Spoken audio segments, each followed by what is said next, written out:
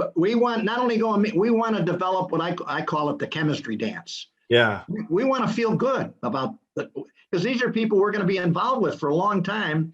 And you don't have to be involved with people you don't like when there's so many opportunities. So we have to feel good about that. We have to trust them. They have to trust us. So there was this energetic, charismatic, enthused guy that was selling this business.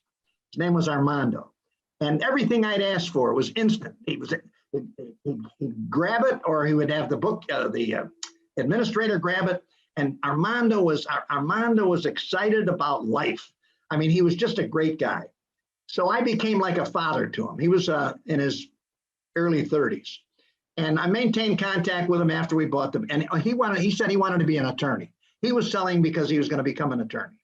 That was his reason, because he's a young guy. And I'm saying, why are you selling?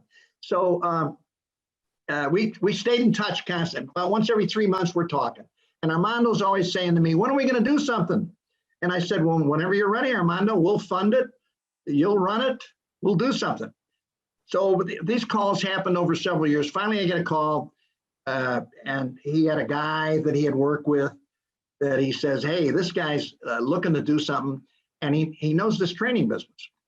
So I bring that guy into Houston, and I thought this training model was great, but we didn't have anybody to scale it.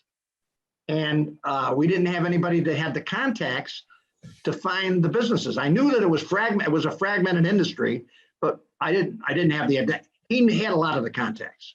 So I put together a deal with this guy, put a business plan together.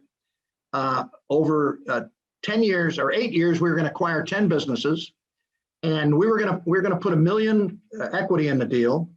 And after and $1 million available financing, we'd have $1 million available financing plus $1 million equity. He comes in with no investment, and over a period of years, he would earn 20% through sweat equity, and we'd go out and make these 10 acquisitions.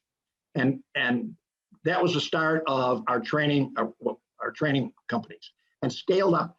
So we wound up with a total, you've just added, wound up with a total of 10 companies, including bolt-ons. A bolt-on would be where we would just buy a smaller company and attach it to the original company and use the original company's back office. Yeah. And the margins, it was another printing press for cash. So, and this gives me a chance to just segue into something. During this period of time, when we're throwing off all this cash, and this guy, by the way, we paid him very well. When I'm talking about cash flow, he was the highest paid guy in our company. When I'm talking about cash flow, I'm talking about after his payment. And plus he earned this 20% in 5 years. He's now a 20% owner of this subsidiary, and we're 80% owners.